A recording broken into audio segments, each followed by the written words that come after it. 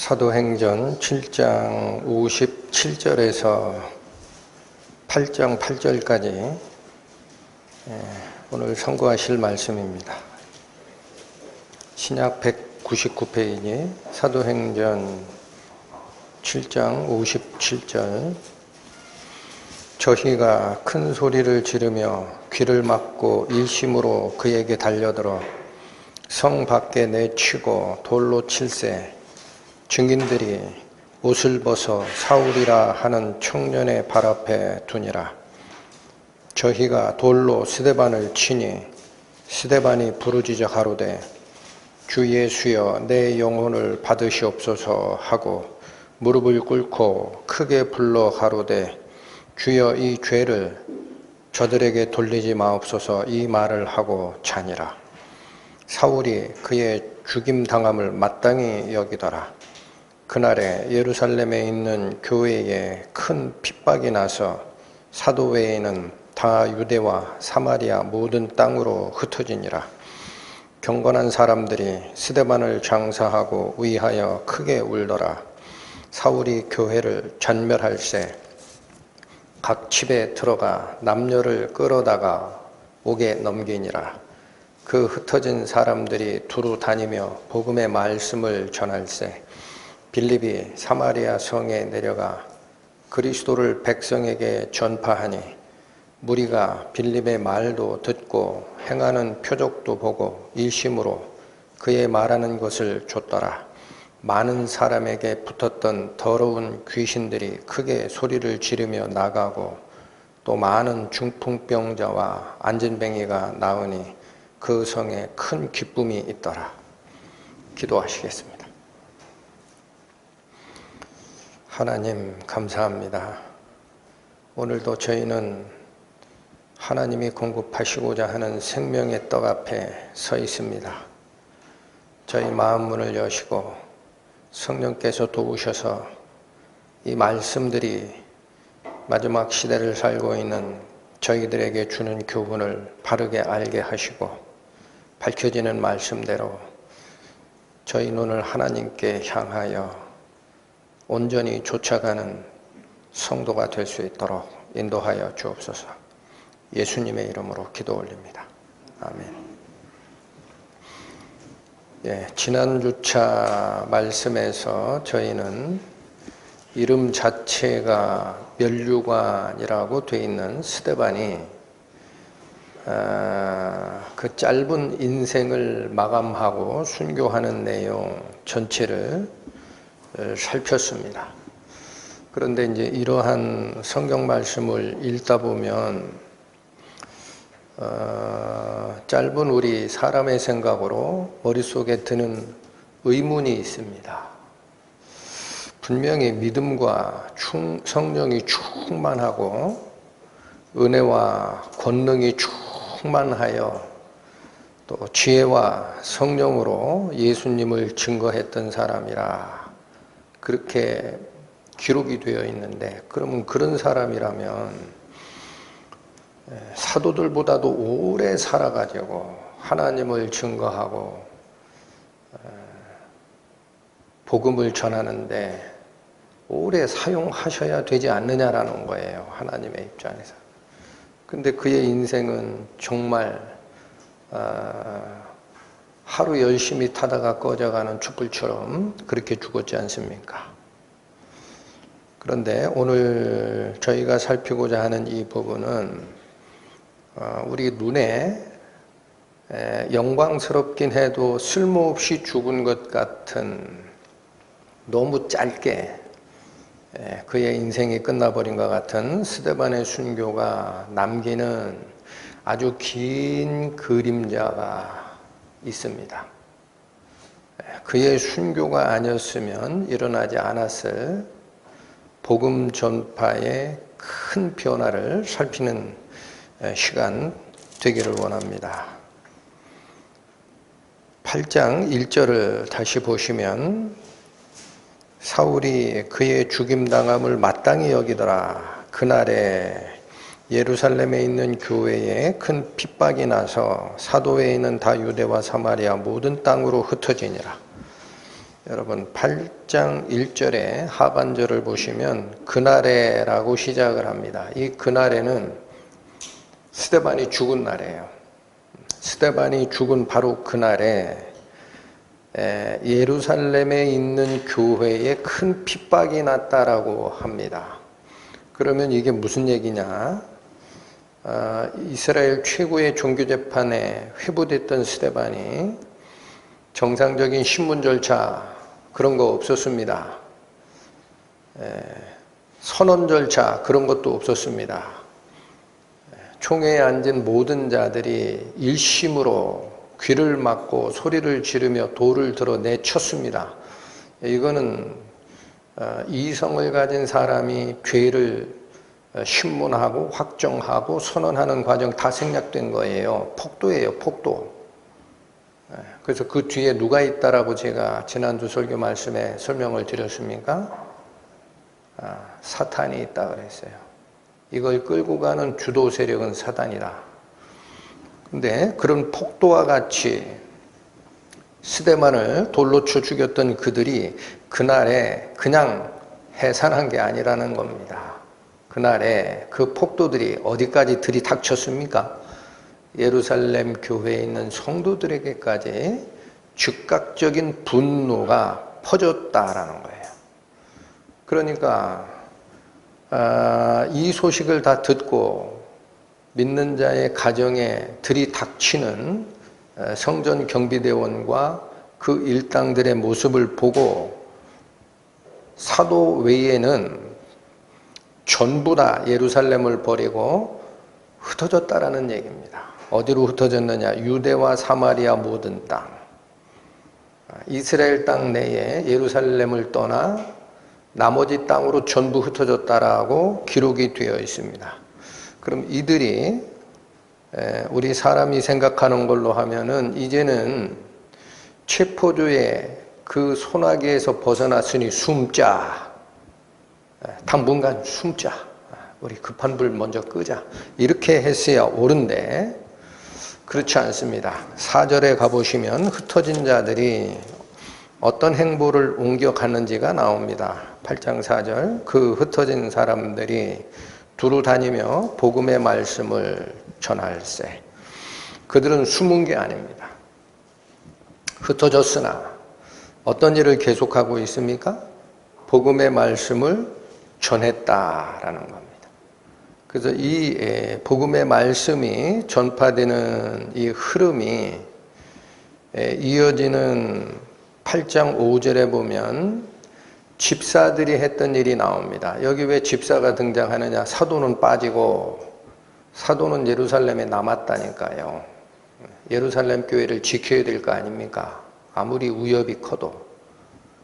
그래서 사도 외에 그 다음 교회에서 직분을 맡은 자, 당시 기준으로 집사입니다. 믿음과 성령이 충만했던 집사, 특히나 빌립이 어디를 돌아다니며 복음을 전했는지가 5절부터 나옵니다.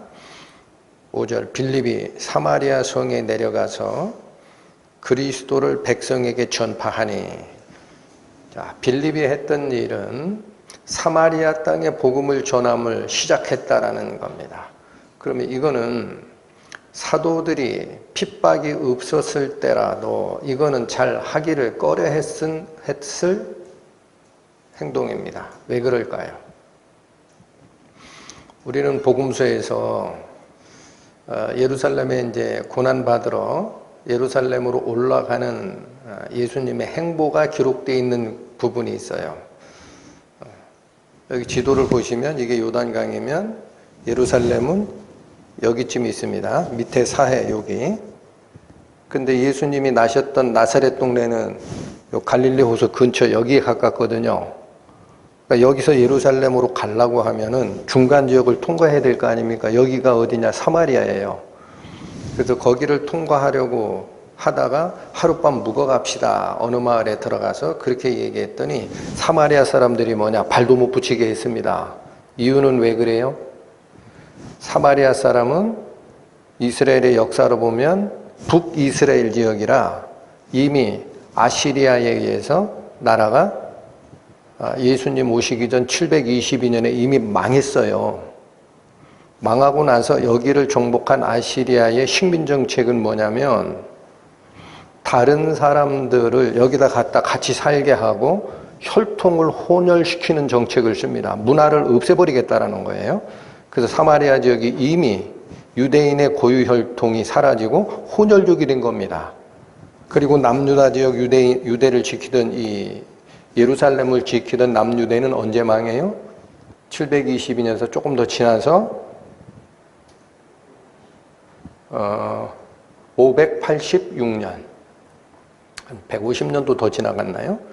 그때 여기가 망합니다. 근데 다행히 남유다를 정복한 바벨론이라는 나라는 아시리아하고 달리 혼혈 정책을 피는 사람이 아닙니다. 오히려 여기에 있던 미래 민족 지도자급 될 만한 젊은 사람들을 끌어다가 교육을 시켜가지고 바벨론 문화를 섬기게끔 합니다.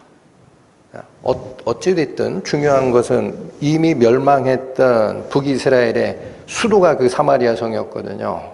그 지역에 있는 사람들은 이미 혼혈족이 됐기 때문에 남유다 사람들은 뭐라고 얘기했느냐, 저기는 하나님의 백성 아니다라고 자꾸 손가락질한 거예요.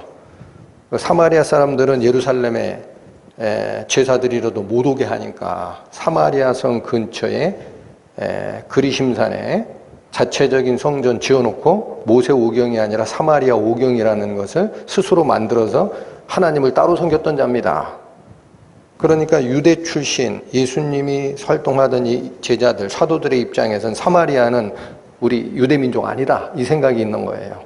그러니까 거기하고 이 거래가 안 됐던 거예요. 왕래가. 그러니까 예수님이 지나갈 때도 사마리아 성 사람들이 유대 민족과의 민족 갈등이 있기 때문에 너희들이 왜 여기 와서 잠을 자려고 그래? 못 자. 이렇게 내쳤을 때 야고보와 요한 아시죠? 형제죠. 이 둘이 뭐냐면 주여 우리가 하늘로부터 번개가 내려서 이들을 살으라 하리까 이렇게 분노를 드러냈었습니다. 그때 예수님께서 혼내시고 다른 마을로 가시니라 라고 돼 있어요. 이렇게 민족 감정이 안 좋아요. 그러니까 사마리아 지역은 하나님 백성이 거하는 곳 아니다라는 생각이 있기 때문에 사마리아 지역에 복음을 전한다는 생각을 못했던 거죠. 근데 흩어놓고 나니까 사도들은 다행히 예루살렘에 귀거하고 있고 그 다음 성령이 충만했던 집사 그룹 중에 빌립이 이 사마리아 성에 가서 복음을 전한 거예요. 그것도 우리 민족이다. 그렇게 시작하는 겁니다. 그러니까 사도들의 손에 넘겨놨더라면 일어나지 않았을 복음 전파가 누구의 손에 의해서 마저 퍼지고 있다? 집사들의 손에 의해서, 특히 빌립이. 이렇게 전파가 시작이 되고 26절에 가시면 사마리아 성 얘기가 끝난 다음에 8장 26절에 가시면 주의 사자가 빌립더러 일러 가로되 일어나 남으로 향하여 예루살렘에서 가사로 내려가는 길까지 가라. 어디로 가라? 가사로 가라는 얘기야. 가사 쪽으로 가라. 여기 가사 그러니까 느낌이 잘 안 오시죠? 여기 다시 한번 보십시오. 이거 얼마 되지 않아서 슬라이드를 제가 작성을 안 했습니다. 다시 보세요. 이스라엘 지도 머리에 기억해야 됩니다. 이제 요단강이 있어요. 끝에 사해가 있고 위쪽이 갈릴리 호수가 있어요. 그리고 이렇게 돼 있고 이쪽이 지중해죠. 이걸 따라서 이렇게 땅이 있는데 애굽하고 맞닿아 있는 이 중간에 유대광야라는 걸 빼고 애굽하고 맞닿아 있는 요 해변 지역이 가사입니다. 지금 어디냐? 가자. 들어보셨죠? 가자지구. 거기에 몰아놨잖아요. 옛날 팔레스타인 사람들. 그 가사가 거기에요. 여기로 가라는 거예요. 그래 놓고 복음 전도가 다 끝나고 나서 40절에 가보시면 빌립은 어디로 가냐면 아소도에 나타나 여러 성을 지나며 다니며 복음을 전하고 어디에 이르니라? 가이사랴. 다시 보십시오. 이 지도입니다. 지중해 연안으로 사람이 거하는 제일 마지막 지역에 가까운 가사에서 출발해가지고 아스돗은 그 바로 위에예요. 바로 위에. 그 다음에 쭉 해변을 따라 올라가서 어디까지 갔다? 가이사랴. 가이사랴는 당시 이스라엘의 거주 지도상으로는 유대인이 거하는 거의 최북단 해변 지역입니다. 거기에 로마 군대가 머물고 있고 로마 총독이 기거하는 총독 관저가 있는 데가 가이사랴예요. 가이사랴는 어디서 나왔다? 가이사. 로마의 황제 이름이죠. 그래서 원래는 카이사레아라고 읽힙니다. 카이사레아. 레아라는 것이 뭐예요? 영역이죠. 우리 에어리어 할 때 영어로. 그래서 가이사의 땅이라는 뜻이에요. 그래서 가이사레아라는 이름을 붙이고 거기 거주했던 건데 지명 얘기를 너무 깊이 들어갈 필요는 없을 것 같아요. 제가 설명드리고자 하는 핵심이 뭐냐면 빌립이 한 전도 대상 지역이 어디 있느냐? 유대 지역에 거하던 사도들이 그렇게 꺼려하던 지역인 사마리아를 먼저 전도를 하고 그리고 지중해 연변을 따라서 밑에서 위까지 전도를 했다라는 거예요. 그러니까 어디를 전도를 한 거예요? 예루살렘 빼고 나머지 지역 전체. 그렇게 끝납니다. 여기서 딱 끝난 거는 아닐 거예요. 이 정보가 그 정보를 주고 있는 겁니다. 그런데 지금은 이제 이게 이방인 전도 관련된 항목이다 보니까 10장에 보면은 최초로 이방인 고넬료가 베드로에 의해서 구원받는 기록이 거기 있어요. 그리고 나서 11장으로 옮겨놓긴 했는데 11장에 가보시면 일반 성도들이 흩어져서 어디로 갔는지가 나옵니다. 11장 19절을 가보시죠. 11장 19절.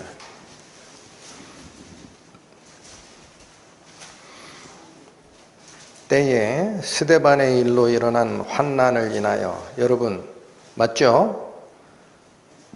스데반 때문에 일어났던 교회의 핍박, 환난으로 인하여 흩어진 자들이 어디로 갔나 보십시오. 베니게와 구브로와 안디옥까지 이르러 도를 유대인에게만 전하는데 그 중에 구브로와 구레네 몇 사람이 안디옥에 이르러 헬라인에게도 말하여 주 예수를 전파하니라.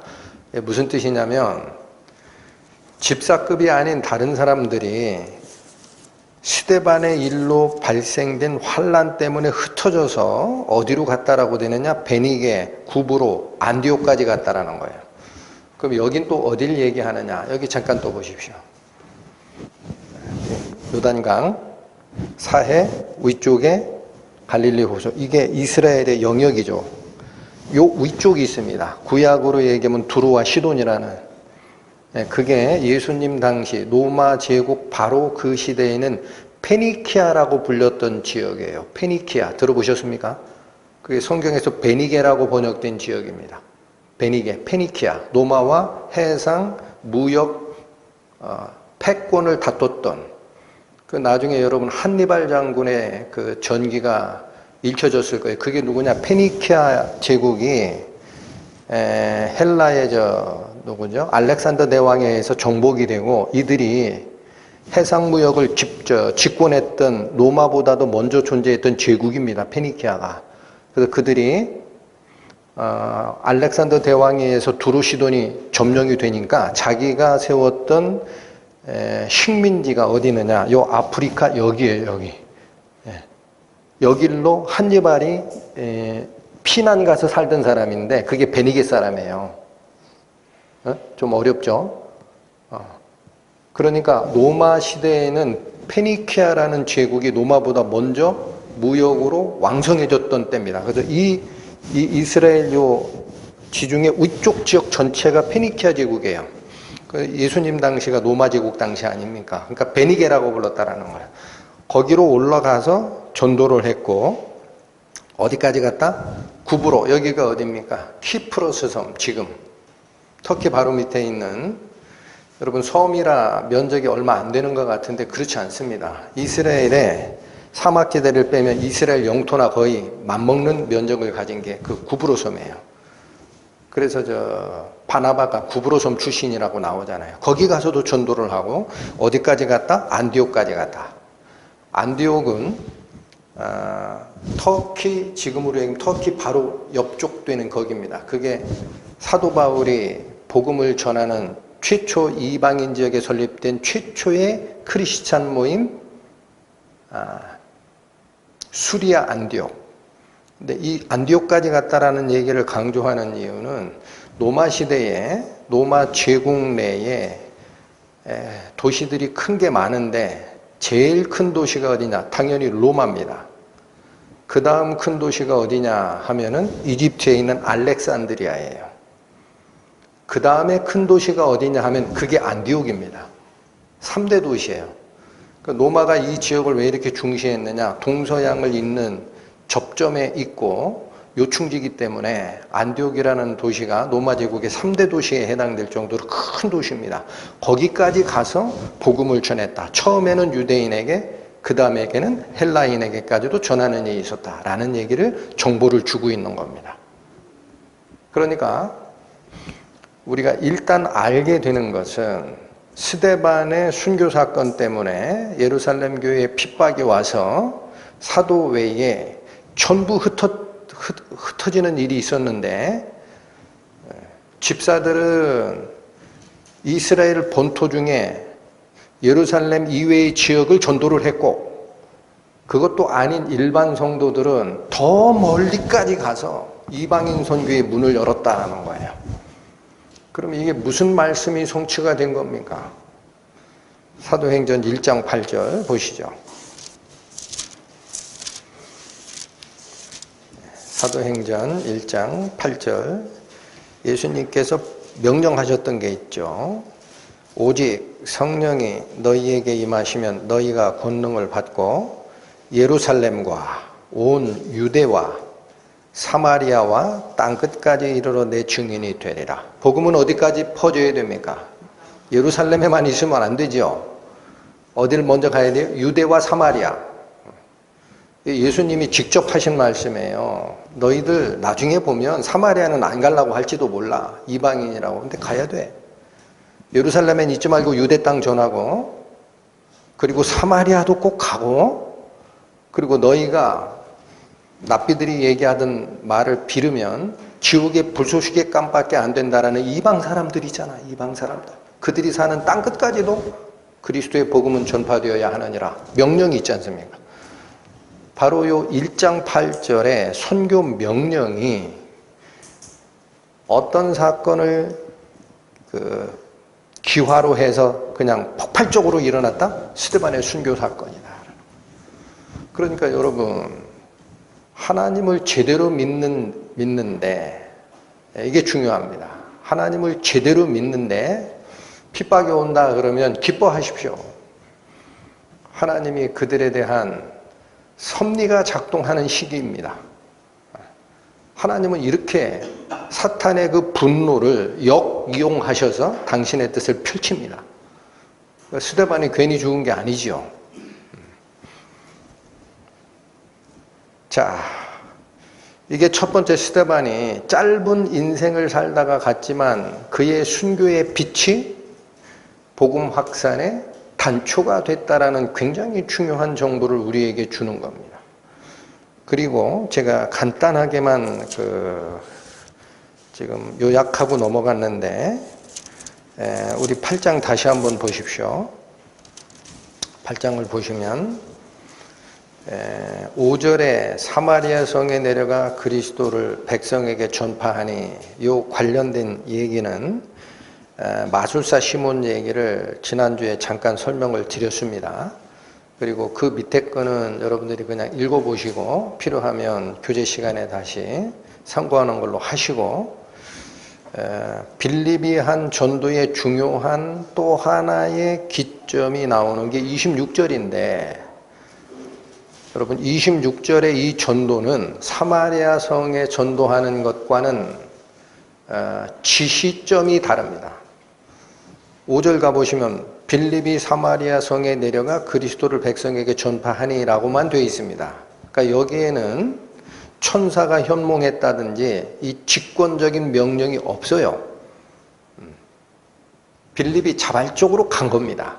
그런데 26절에 보면 특이한 말이 나옵니다.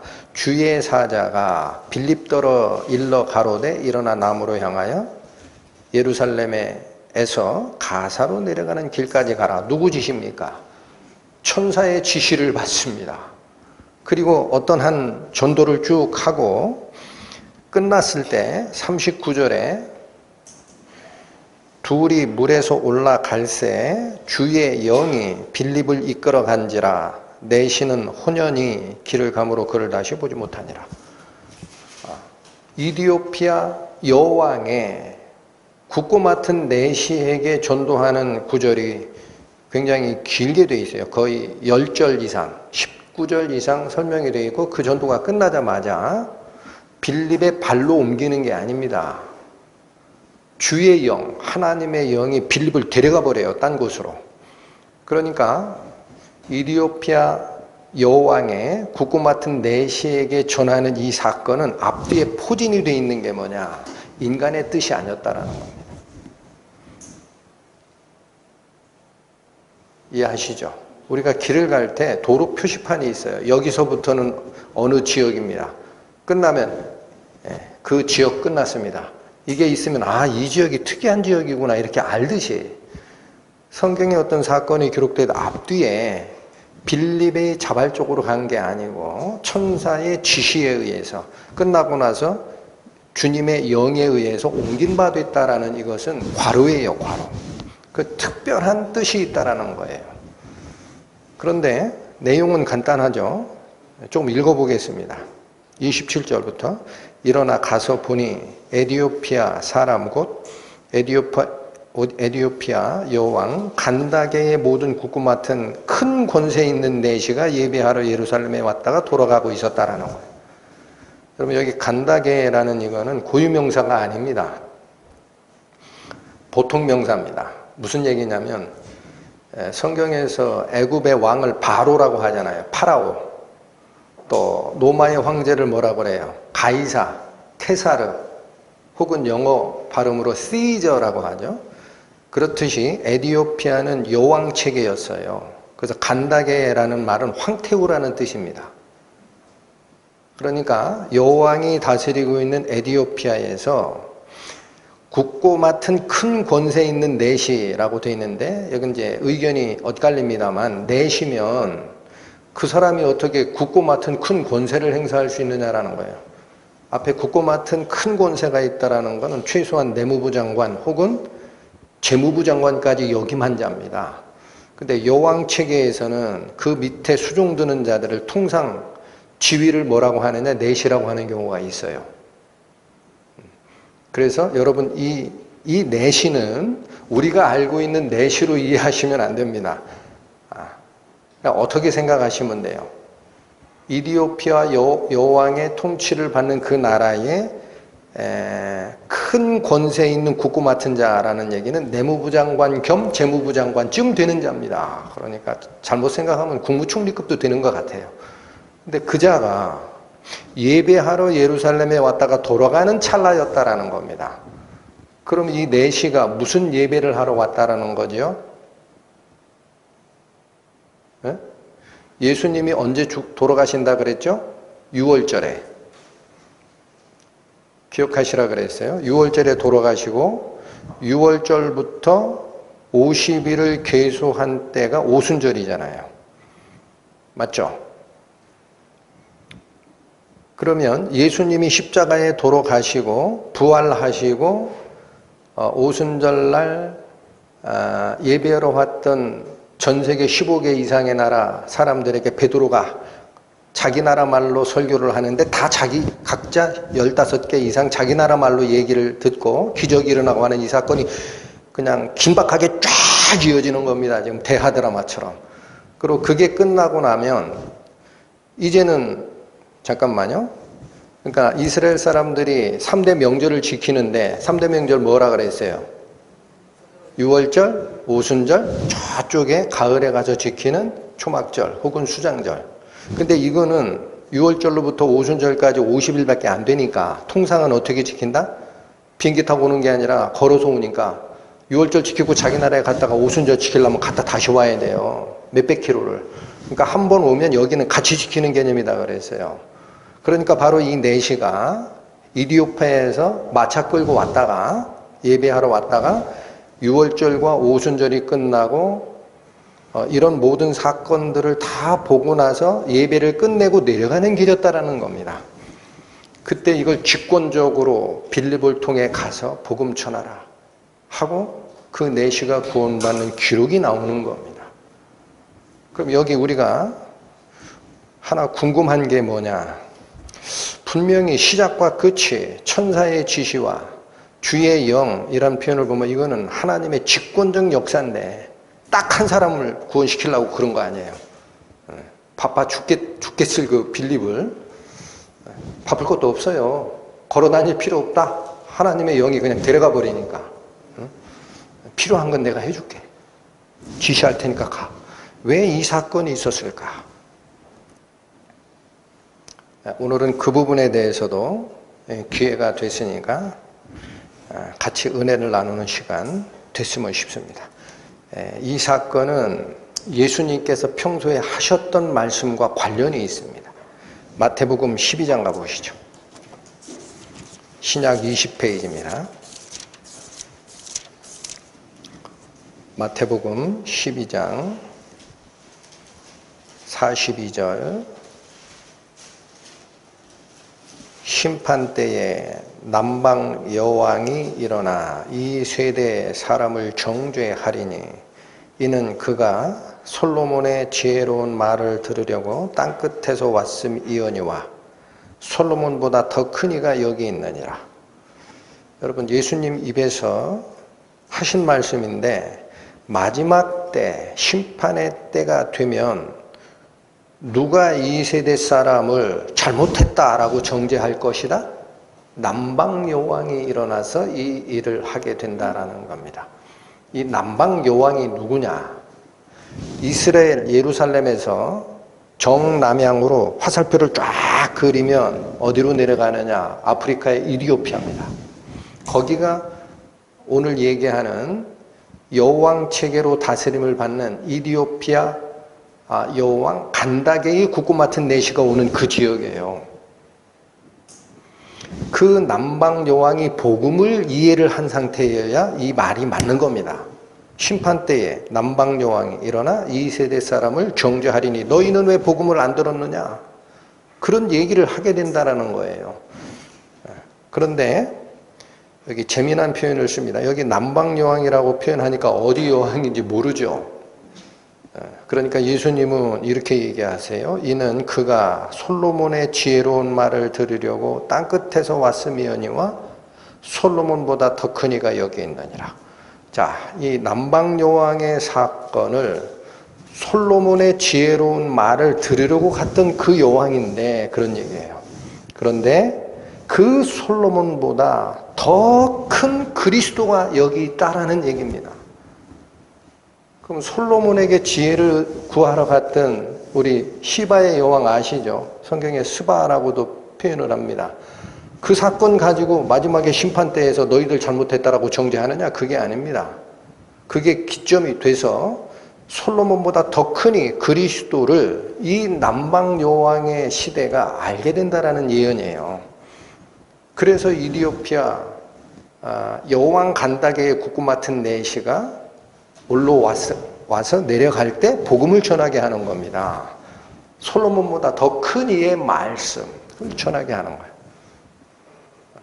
그리고 신기한 것은 그러면 이 솔로몬의 지혜로운 말을 들으려고 땅끝에서 올라왔다라는 이 기록이 있죠. 이게 열왕기서에 있습니다. 거기에 이 남방 여왕이 무슨 얘기를 했는지를 알아야 그가 복음에 관심이 있었는지 없었는지 기억하게 되죠. 쫓아갑니다. 열왕기상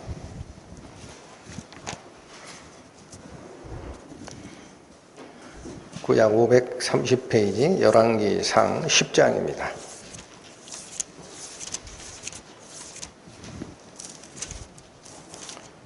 열왕기상 10장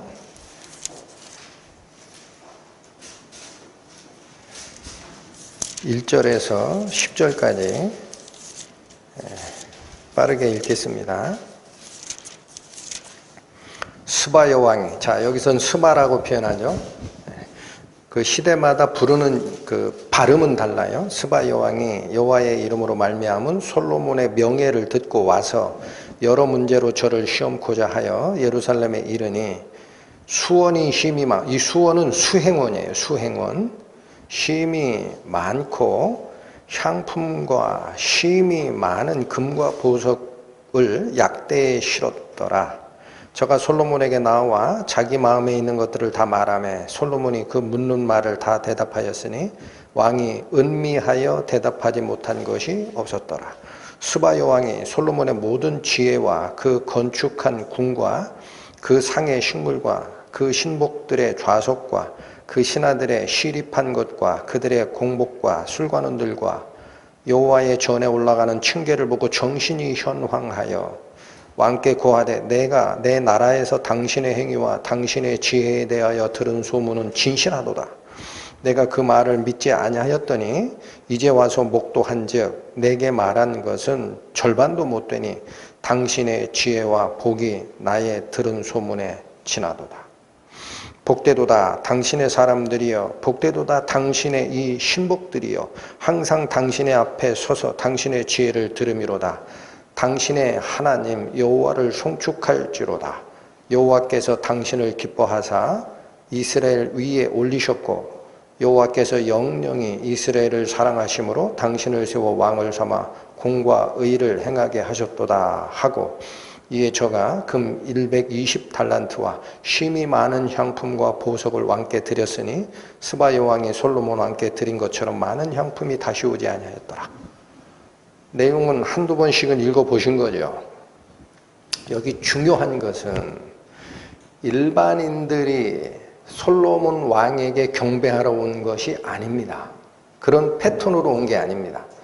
그의 입에서 나오는 8절, 9절은 당신의 말을, 당신의 지혜를 듣는 사람이 복이 있다라고 하면서 9절에 이렇게 얘기합니다. 당신의 하나님 여호와를 송축할지로다. 여호와께서 당신을 기뻐하사 이스라엘 위에 올리셨고 여호와께서 영영이 이스라엘을 사랑하심으로 당신을 세워 왕을 삼아 공과 의를 행하게 하셨도다.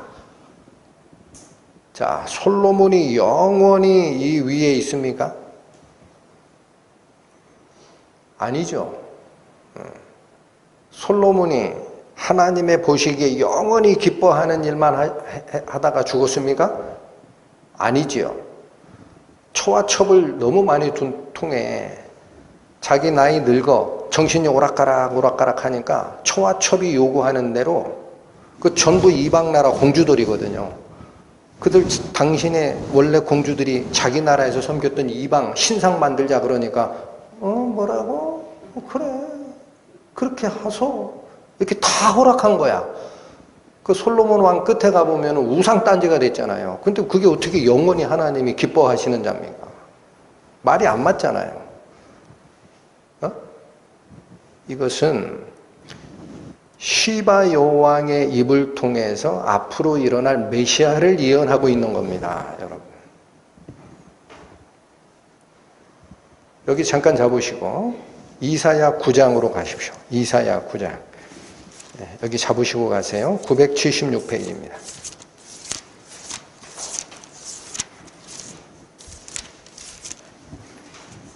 이사야서 9장 6절 7절의 말씀을 봅니다. 이는 한 아기가 우리에게 낳고 한 아들을 우리에게 주신 바 되었는데 그 어깨에는 정사를 메었고 그 이름은 기묘자라 모사라 전능하신 하나님이라 영존하시는 아버지라 평강의 왕이라 할 것임이니라. 여러분 6절의 맨 끝에 이건 예수 그리스도가 태어날 것을 예언한 것이라는 것은 여러분 너무나 잘 아시죠? 근데 그 예수님에게 붙인 명칭 중 6절의 맨 끝에 붙여진 명칭이 있습니다. 이름이 뭐라고 되어 있습니까? 평강의 왕. 여러분, 스바 여왕이 지혜를 듣고 확인하러 온 이스라엘 그 당시 왕 이름이 솔로몬이죠. 솔로몬이 뭐예요? 샬롬. 그게 평강입니다. 그 솔로몬 왕은 예수님을 예표하는 자로서 역할을 하게 돼 있어요. 그런데 7절 보십시오. 그 정사와 평강의 더함이 무궁하며, 이 정사와 평강의 더함이 무궁하다라는 것은 그 정권이 영원히 이어진다라는 거예요. 다윗의 위에 앉아서 그 나라를 굳게 세우고 자금 이후로 영원토록, 지금부터 앞으로 끝까지 공평과 정의로 그것을 보존하실 것이라. 만군의 여호와의 열심히 이를 이루시리라. 평강의 왕이라 불려지는 그리스도께서 오셔서 하시는 일이 뭐냐?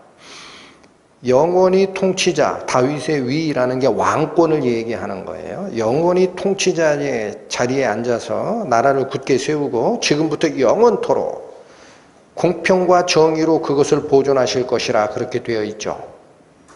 예. 여러분, 공평과 정의라고 표현된 이 단어 있습니다. 이 단어를 제가 잡으라고 하신 열왕기상 10장 9절에 스바 여왕이 솔로몬에게 바쳤던 고백에 보면 이렇게 돼 있어요.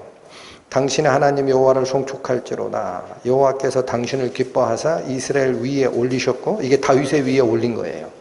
다윗 후계자니까. 여호와께서 영원히 이스라엘을 사랑하심으로 당신을 세우고 왕을 삼아 뭐와 뭐를 행하게 하셨도다? 공과 의. 우리 말로 번역이 되다 보니까 다른 단어 같은데 히브리어 원전에 가보면 공과 의라는 두 단어가 이사야 9장 7절에 평강의 왕이 행하는 정치 통치 체계에 영원토록 공평과 정의로 그것을 보존하실 것이라 라는 공평과 정의입니다. 똑같은 단어가 쓰입니다. 그러니까 여러분 생각하십시오. 솔로몬이 정치를 잘못하든 너무 부인을 많이 두고 화려한 궁전과 금방패 만드느라 하나님을 떠나든 그거는 개인의 실수입니다. 문제는 하나님은 인간의 역사가 잘못이 있든 없든 간에 그들의 행적을 통해서 누구를 증거하는 데 쓰시는 거예요? 예수님을 증거하는 데 쓰는 거예요. 이게 그래서 열왕기 기록된 때랑 이사야서가 기록된 때랑 한참 뒤입니다. 하나님의 말씀이 아닐 수 없는 이유입니다. 어쩜 그렇게 똑같이 오는지. 이사야 선지자를 통해 예언했던 그리스도가 평강의 왕으로 오셔서 공평과 정의로 나라를 굳게 세우리라라는 말이 솔로몬 왕을 예배하러 왔던 스바 여왕의 입에서 나온다라는 사실입니다. 그러니까 예수님께서 조금 전에 저희가 살펴보았지만 마태복음 12장 42절에 마지막 때에 남방 여왕이 일어나서 2세대 사람을 정죄하리라. 그게 무슨 얘기예요? 마지막에 심판 때가 되면 남방 여왕이 와가지고 스바 여왕이 와가지고 솔로몬 당시에 스바 여왕이 방문했던 그 당시 사람을 정죄한다라는 게 아니에요. 예수님이 말하고 있는 이 시대 사람을 정죄할 거다. 왜?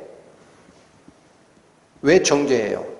솔로몬보다 더 크니 내가 여기 있다라는 그리스도의 비밀을 남방 여왕이 알게 된다라는 거예요. 그래서 이 예언이 있는 겁니다. 이사야서에서 나오는 이 그리스도에 대한 예언이 스바 여왕의 입에서 나간 이유가 그거라는 거예요. 그러니까 무슨 얘기냐? 주의 천사가 명해서 집사 빌립을 가사로 내려가는 길까지 가서 이디오피아에서 온 그 넷이 있잖아. 내무부 장관 겸 재무부 장관, 지금으로 얘기하면 아마 국무총리급 될 것 같아요. 그 자에게 꼭 복음을 전해야 된다는 거예요. 왜 그래요? 그래야 그 남방 여왕이 복음을 깨닫고 나중에 이 세대가 왜 복음을 배척했느냐라는 정죄의 자리에 쓸 것이다라는 얘기. 그 예언이 이루어지는 장면이에요. 놀랍지 않습니까? 네. 그런데 지금 여기서 이건 성경에는 없기 때문에 참 쫓아가기가 쉽진 않은데, 여러분 복음 집회 동영상 같은 걸 보시다 보면은 하나님이 마지막 때 북방에게 이르기를 놓으라, 남방에게 이르기를 구류치 말라, 원방에 있는 내 백성들을 오게 하며, 이런 말씀 증거를 하죠. 그때 저 남방에게 이르기를 구류치 말라라는 것을 에티오피아에 있는 베타 이스라엘이 핍박 과정에 있는 것을 이스라엘 정부가 수송기를 동원해 가지고 옮겨오는 과정을 설명을 드립니다. 기억하십니까? 그 베타 이스라엘이라는 게 뭐냐라는 거예요. 그 베타 이스라엘이라는 것은 아마도 제가 용어를 전부 추적하진 않았지만은 알파 베타 할 때 두 번째가 베타예요. 그러니까 알파가 송골이라면 베타는 진골쯤 되는 거예요. 거기에 이스라엘 민족이 있다라는 거예요. 이디오피아에. 그들은 피부색은 아프리카처럼 시커멓게 돼 있지만 우리 이스라엘 백성 맞다. 그 정부가 나서 가지고 그들이 문제가 생기니까 수송기를 동원해서 실어 오잖아요. 그게 모세 작전, 솔로몬 작전이라고 표현된 탈출 작전을 펼쳐내지 않습니까? 지금은 베타 이스라엘이 전 세계적으로 한 15만 명쯤 된다라고 하는데 13만 명 가까이는 이스라엘로 다 돌아갔어요. 나머지가 일부 각 나라에 약간씩 남아있다고 합니다. 아직도 이디오피아에 한 4천 명 가까이 있다고 얘기를 합니다. 그럼 그 베타 이스라엘이라는 이 존재가 성경에 보면 하나님의 백성 중에 흩은 자가 그쪽에 있다라는 표현이 나옵니다. 여기도 한번 보십니다. 스바냐. 구약성경 1309페이지입니다. 스바냐. 한번 보시죠.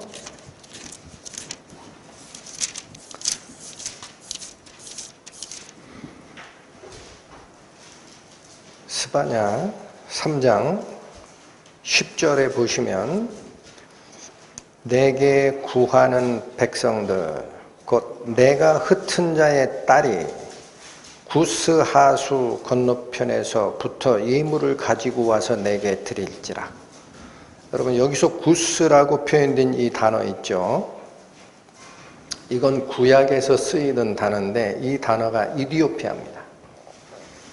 그래서 우리 개역 한글 말고 이 구절을 공동번역으로 보시든 새번역으로 보시든 킹제임스 흠정역으로 보시든 에티오피아라고 번역을 해놨어요.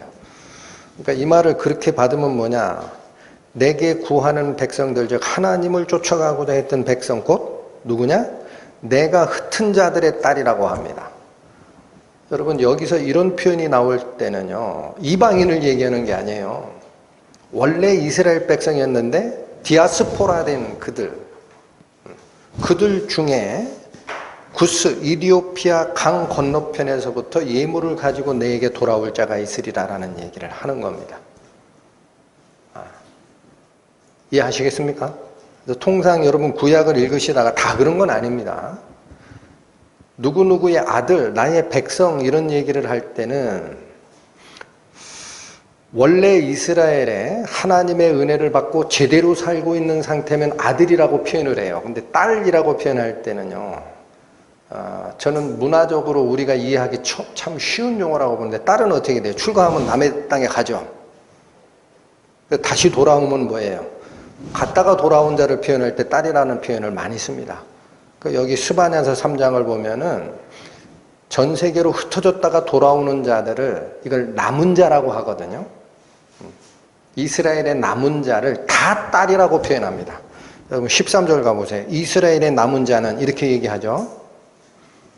또 14절 가세요. 시온에 따라 노래할지어다. 이스라엘아 기쁘게 부를지어다. 예루살렘에 따라 이렇게 부르죠. 그래서 여기 최소한 스바냐 3장이 얘기하는 딸이라는 호칭은 흩어졌다가 돌아오는 자들을 표현하는 말입니다. 그러니까 그게 어디서 있다라는 거예요. 스바냐 3장 10절에 따르면 이디오피아 강 근처 넘어 저 밑에서도 내가 흩었던 민족 중에서 다시 예물을 가지고 올 자가 있다라는 거예요. 자, 그러니까 성경적 근거로는 여기까지입니다. 근데 제가 궁금해서 학자들의 연구나 이런 거를 좀 들어가 봤더니 에디오피아라는 나라 있죠. 이디오피아, 에디오피아, 그건 발음 차이입니다. 어딘지 아실 거예요. 그 에디오피아 여왕이, 그게 여왕책이었는데, 이 에디오피아의 역사를 들어가 보니까 1975년까지는 황제정이었습니다. 황제가 다스리는 정치체계예요. 그래서 그거를 에디오피아 제국이라고 합니다. 그런데 바로 그 1974년인가 군 중에 소령급이라고 하는데, 우리가 소령 그러면 낮은 계급인데 이디오피아 군대 체계로 소령이면 우리 장군쯤 돼요. 거긴 장군이라는 높은 계급이 없었어요. 그게 쿠데타를 일으켜가지고 지금의 공화정으로 바뀌어 있습니다. 이디오피아가. 근데 그 이디오피아 제국 헌법에 보면, 이거는 뭐 성경이 얘기하는 게 아니니까 참고해서 들으셔도 돼요. 이디오피아 제국의 헌법에 보면 이디오피아 제국의 원시조를 누구라고 하느냐, 메넬리크 1세라고 부릅니다. 그게 1975년 이디오피아 제국 정치 형태가 유지될 때까지 우리의 근원이요라고 이디오피아 제국 헌법에 명시가 되어 있는데, 그 메넬리크 1세가 누구냐, 에디오피아의 전승에 따르면 시바 여왕이 그냥 돌아갔다라고만 되어 있잖아요. 열왕기에. 시바 여왕이 돌아가서 솔로몬의 아들을 낳았다라고 하는 거예요. 그 솔로몬의 아들이 메넬리크라는 이름을 가지고 있습니다. 그거는 성경에는 없는 얘기예요. 에디오피아 전승에 그렇게 되어 있습니다. 그리고 이 메넬리크가 장성한 다음에 자기 아버지 솔로몬을 순방하러 갔대요. 갔더니 솔로몬이 뭐냐면, 그러냐, 그러니까 자기가 아들을 낳는지 뭔지 모르죠. 솔로몬은. 그럴 거 아니겠어요. 하룻밤 지난 정도인데 아들을 낳는지 모르지. 근데 왔어요. 그러니까 솔로몬이 어떻게 했다고 하느냐, 각 직능별로 7개 직능에 걸쳐서 직능별로 우수한 사람 1000명씩을 선발해 7000명을 보내줬다라는 거예요. 나라를 잘 다스리거라. 그래서 아마도 이 베타 이스라엘이라는 그 흔적을 정확하게 역사적으로 쫓아갈 수는 없겠지만, 그게 근원이 돼서 그 에디오피아 제국 헌법이나 그쪽에 보면 솔로몬 왕조라는 표현이 나와요. 아예. 솔로몬 왕조도 있고 다른 왕조도 있고 자꾸 바뀌어요. 솔로몬 왕조라는 표현이 나와. 그러니까 이 말이 맞다면 지금 이스라엘이 베타 이스라엘이라고 해서 핍박받을 때 수송기 동원해가지고 실어 나르는 게 이유가 있는 것이고, 예수님 당시에 왜 이들에게 복음이 전해지기 위해 이디오피아 여왕의 총리급 되는 그 내시가 순방하러 왔다가 가는 길에 반드시 복음을 전하는지가 드러나는 거예요. 하나님의 섭리라는 거예요. 그리고 그 이디오피아 총리급 되는 내시가 왜 저 밑에 있는 이방 나라 아프리카에 있는 그 내시가 왜 이스라엘에 6월절부터 오순절 중요한 절기에 예배하러 왔다 가느냐 이거예요. 왜? 알고 있다라는 거예요. 솔로몬 당시부터 그 왕정 체계가 이스라엘의 규례를 너무 잘 알고 있는 거예요. 그 여러분 교회사에서도 제가 잠깐 지금 정신이 깜막깜막 하는데, 콥트교라는 게 있어요. 콥틱. 들어보셨어요? 모르시면 그냥 지나쳐도 됩니다. 콥틱교라는 기독교 분파가 있습니다. 그리스 정교회 뭐 이렇게 얘기하잖아요. 근데 그 콥틱교가 뿌리를 내리고 있는 쪽이 어디냐면은 그게 이디오피아입니다. 그러니까 구약이든 신약이든 이디오피아는 굉장히 연결이 많이 돼 있어요. 자, 그 정도까지 하겠습니다. 그래서 바로 이 복음을 전했다. 특히나 집사 빌립이 복음을 전하는 영역은 정리하겠습니다. 스데반의 핍박 사건으로 그 분노의 열풍이 스데반 하나를 죽이는데 만족한 게 아니라 이참에 다 쓸자 하고 예루살렘 교회 핍박으로 이어지는 통에 사도 빼고는 나머지는 전부 흩어져서 복음을 전했는데, 성경의 기록에 의하면 집사급 되는 빌립은 이스라엘 영토를 중심으로 전한 거예요. 그것도 굉장히 중요한 게 이스라엘 영토 저 밑에 있을 남방여왕의 자손들이 있죠. 그 전설이 맞다면 솔로몬의 자손들 베타 이스라엘에게도 복음을 전하는 단초를 성령의 지시에 의해서 별도로 했구나라는 거예요. 그리고 나머지 일반 성도들은 아까 보신 대로 베니게와 구브로와 안디옥까지 이르러 이방 쪽으로 흩어진 거고. 정리가 되시죠? 자, 그러면 스데반이 순교한 이 사건은 예루살렘에만 그냥 북박이로 붙어 있을 뻔했던 그 복음을 유대 땅 전체, 사마리아 땅 전체, 저 밑에 있는 베타 이스라엘에게도 복음을 전하는, 또 이방인에게도 복음을 전하는 기폭제 역할을 했다라는 의미 외에는 없느냐? 오늘 본문에 다시 얘기하면 사도행전 7장 57절에서 8장 8절까지 보시면 희한하게 그 얼마 되지 않은 구절인데 한 사람의 이름이 3번이나 거명이 되는 자가 있습니다. 누굽니까? 사울입니다. 7장 58절 성 밖에 내치고 돌로 칠세 증인들이 옷을 벗어 누구라 하는 청년의 발 앞에 두니라? 사울입니다. 8장 1절 또 나옵니다. 사울이 그의 죽임당함을 마땅히 여기더라. 3절에 또 나옵니다. 사울이 교회를 잔멸할세. 이 스데반의 순교 사건이 사울과 연결된다라는 거예요. 근데 여기 사울의 행동 방식이 3단계로 지금 구분이 되어 있어요. 첫 번째, 스데반이 순교할 때는 어떻게만 했어요? 돌을 들어 치지는 않았어요. 돌을 들어 치는 자들이 겉옷을 벗었을 때 그걸 보관하는 역할을 했다라는 거죠. 그러면 이 정보 하나만 딱 주어지면은 그 납비급들, 회당의 변사들급들, 공회원들 정도 되면 뭐예요? 예식복이 있는데 그거 땅에 더러워질까봐 청년이니까 그냥 자기가 보관하는 서비스 했나 보다 이렇게 생각하기 쉽잖아요. 그러니까 8장 1절에 그게 아니었다라는 얘기를 주는 겁니다. 왜 그 옷을 맞고 있었다? 그의 죽임 당함을 마땅히 여겼기 때문에 그러하다라는 거예요. 마땅히 여기다라는 말은 뭐냐? 죽어 싸다라는 거예요, 한마디로. 그러면 생각하십시오. 지난주 설교에서 말씀을 드렸습니다만 스데반과 사울은 둘 사이의 인간관계가 어떻다 그랬어요? 당대 최고의 랍비라고 칭하여지는 가말리엘의 동문수학한 문화생입니다. 그러면 이 율법을 위해서 동고동락하고 숙식을 같이 하는 그것도 한두 해가 아닙니다. 7, 8년, 10년 가까이 동문수학한 사이라면 피를 나눈 형제보다도 가까워요. 사상이 같으니까 같이 움직여야 됩니다. 그런데도 불구하고 자기의 동문수학한 형제보다도 친한 스데반이 죽을 때 죽어 마땅해 라고 생각했다라는 거예요.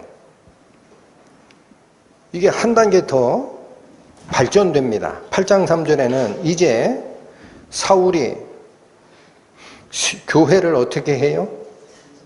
잔멸할세. 이건 행동에 옮겨가는 거예요.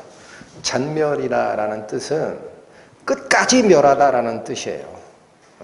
그래서 이 단어는 다른 번역본에 보면 교회를 쓸어 엎으려고 했다 그래요. 빗자루 이렇게 빗질할 때 쓸 때 하나 남기고 씁니까? 전부 다 씁니까? 여기 조그만 거 뭐 하나 있으면 눈에 띄죠? 모조리 닥닥. 이게 쓸어버리다라는 뜻인데 교회 속에 속해 있는 성도라는 것은 내가 지구 끝까지 가서라도 한 놈도 남겨놓지 않으리라. 이런 결심을 하고 행동에 옮기는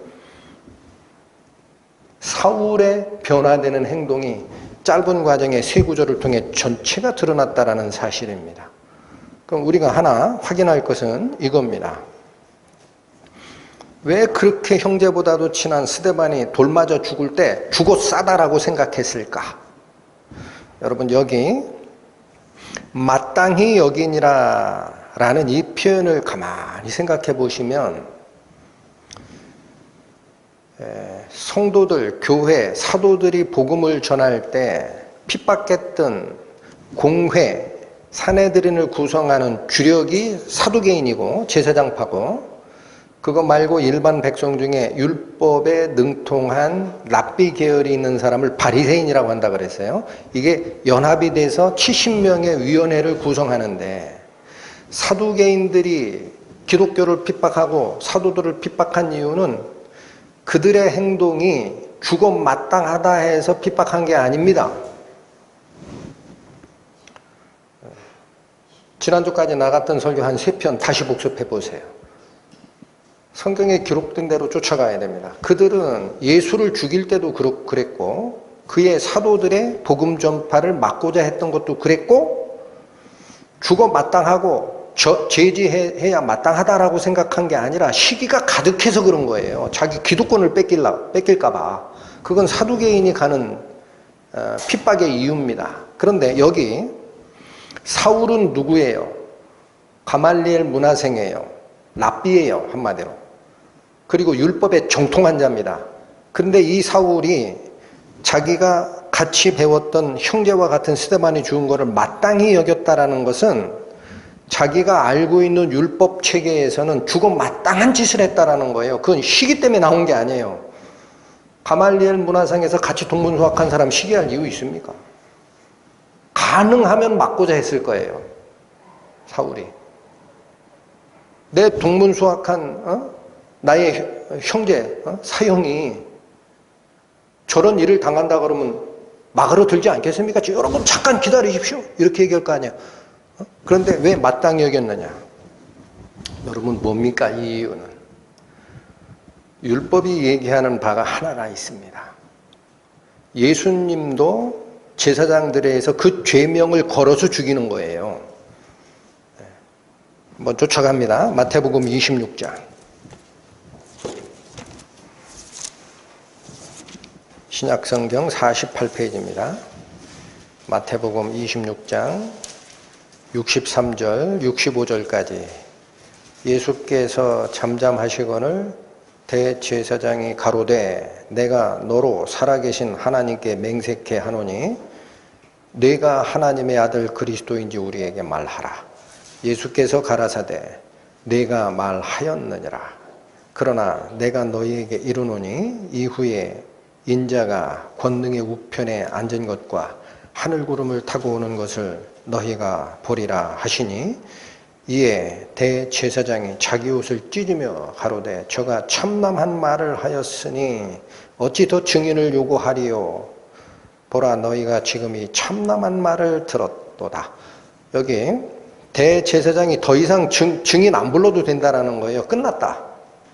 여러분 자기 옷을 찢었다라는 것은 뭐냐면요, 하나님 앞에 참담한 심정을 드러내는 행동 방식이 이겁니다. 여기 대제사장이 자기 옷을 찢었다면은요, 지금 얘기하면은 대법관의 회의에 참석한 법복을 입고 있는 사람인데 법복을 발기발기 찢은 거예요. 이건 가만히 있을 수 없다. 그런데 이유가 뭐라고 합니까? 참남한 말을 하였으니. 근데 이 참남한 말을 하였으니란 말이 무슨 뜻이냐면 신성모독했다라는 거예요. 신성모독하는 발언을 했다. 예수님이 방금 위에 한 게 뭔데요? 내가 하나님의 아들 그리스도가 맞다 그랬잖아요.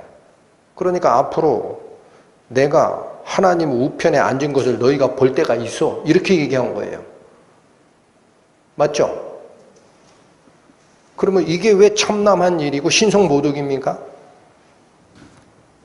레위기 24장 구약 184페이지 가보십니다.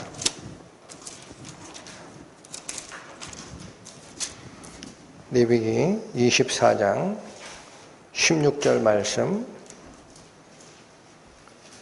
여호와의 이름을 회방하면 그를 반드시 죽일지니 온 회중이 돌로 그를 칠 것이라. 외국인이든지 본토인이든지 여호와의 이름을 회방하면 그를 죽일지니라. 여기서 회방하면이라는 말도 똑같은 뜻입니다. 이름을 모독하면이라는 거예요. 신성 모독을 하면. 그러니까 유대율법에 정통한 바리새인 중에 바리새인 사울이 보기에는 자기가 가지고 있는 구약 성경 전체를 통해서 읽어내는 것은 하나님은 딱 한 분이라는 거예요. 하나님은 유일한 한 분이시다. 그런데 예수께서 지금 무슨 말을 뱉은 거예요? 심판대에서도 나는 하나님의 아들 그리스도가 맞다라는 거예요. 너희들이 앞으로는 내가 하나님의 우편에 앉은 것도 볼 때가 있어. 그 얘기는 같은 자리에 앉는다는 거예요. 우편이라는 개념이 그 사람의 권위와 성품을 대변하는 자리입니다. 거기에 앉아있는 걸 볼 날이 올 것이다 라고 했어요. 더 구체적으로. 그러니까 더 이상은 증인 될 필요 없다. 증인 찾지 마라. 그러고 자기 법복을 벗어서 발기발기 찢으면서 죽어야 마땅하다라는 거예요. 근데 여기 스데반을 죽일 때는 저희가 금방 살핀 레위기 24장 16절처럼 하나님의 이름을 회방하면 어떻게 하라라고 돼 있어요. 백성들이 전부 다 돌을 들어 쳐라. 이스라엘 백성이든 이방인이든 다 참여해야 된다 그랬죠. 스데반이 그래서 그렇게 죽은 거예요. 스데반이. 선고도 필요 없어요. 맞죠?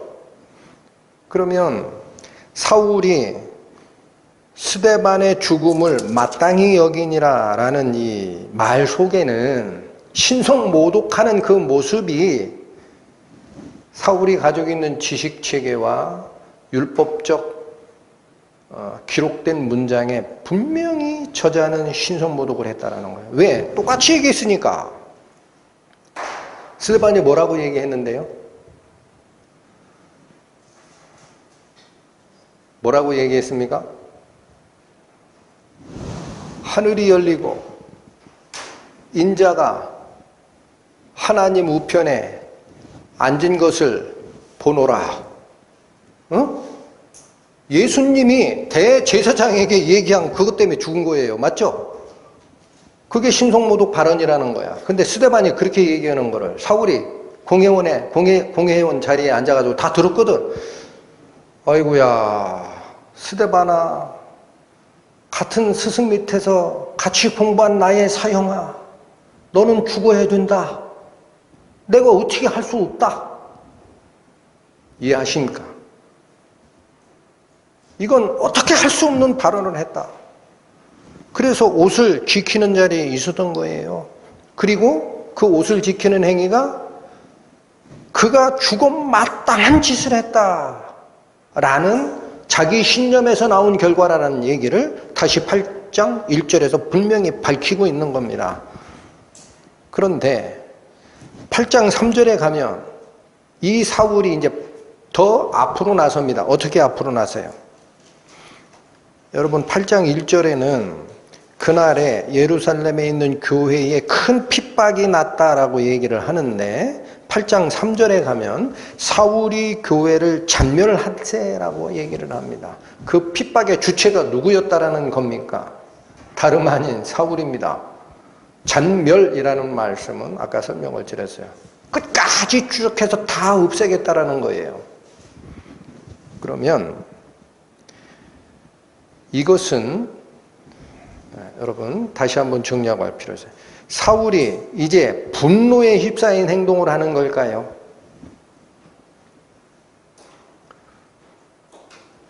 여러분 지난주에 저희가 살폈지만 7장 54절에 저희가 이 말을 듣고 마음에 찔려 저를 향하여 이를 갈거늘, 이 마음에 찔려라는 단어가 번역이 잘못됐다 그랬어요.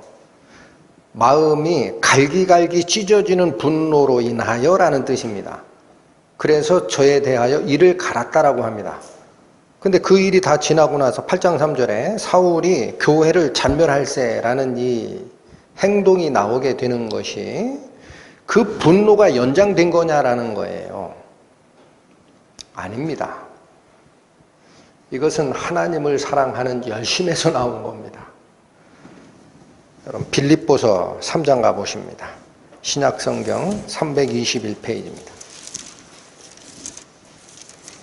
빌립보서 3장 4절에서 6절.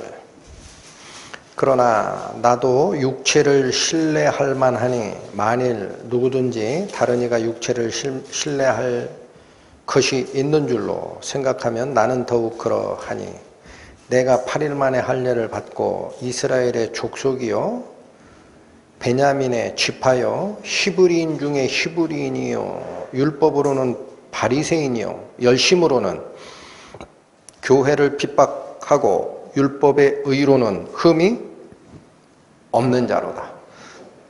자기를 설명할 때 빌립보서는 사도 바울이 쓴 서신서입니다. 자기를 설명할 때 육체적으로 보면 나는 자랑할 게 너무 많은 사람이라는 거예요.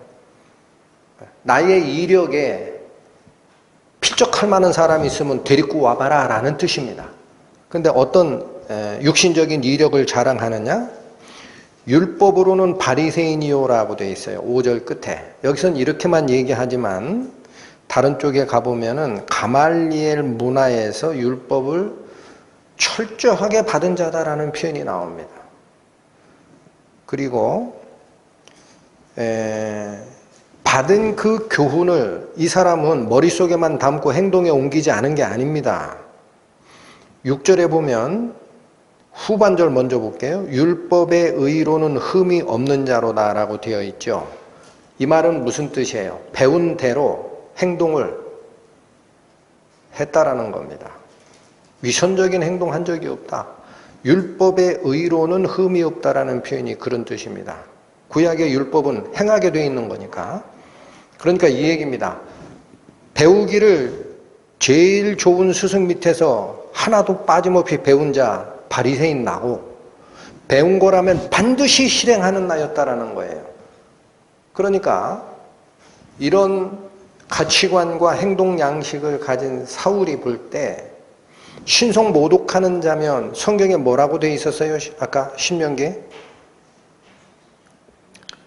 레위기에 뭐라고 되어 있었어요? 여호와의 이름을 회방하면 죽여라라고 되어 있죠. 그럼 본인이 고민한 거예요. 나는 행동하는 양심이 될까? 숨는 양심이 될까? 아니지. 지금까지 율법의 의로 흠이 없이 행했던 내가 하나님의 신성 모독하는 자들의 무리를 보고 행동에 옮기지 않는다면 나는 위선자다. 그래서 6절의 상반절 잘 보십시오. 열심으로는 교회를 핍박하는 열심을 냈다라는 거예요. 자기가 믿는 게 신성모독자는 돌로 치라라고 배웠는데 지금 신성모독하는 자들이 있어요. 크리스찬들이 있어요. 그럼 가만히 있는 게 양심을 따라가는 거예요. 쫓아가서 죽여야 되는 것이 양심을 쫓는 일입니까? 후자죠. 그러니까 교회를 핍박한 이유가 사울이 교회를 핍박한 이유는 분노가 아닙니다. 자기 동문수학한 스데반이 죽을 때도 마땅히 여기니라는 말처럼 율법의 판단 기준 하에서는 이들은 싹 죽여야 맞다라는 가르침에 확신이 있었던 거예요. 그게 잘못된 확신이지만 그러니까 반드시 행한다라는 거예요. 그러니까 이게 분노에서 나온 결과가 아닙니다. 사울이 교회를 잔멸할세라는 말은 잘못된 신념에서 행동으로 옮기는 그의 열심의 결과라는 거예요.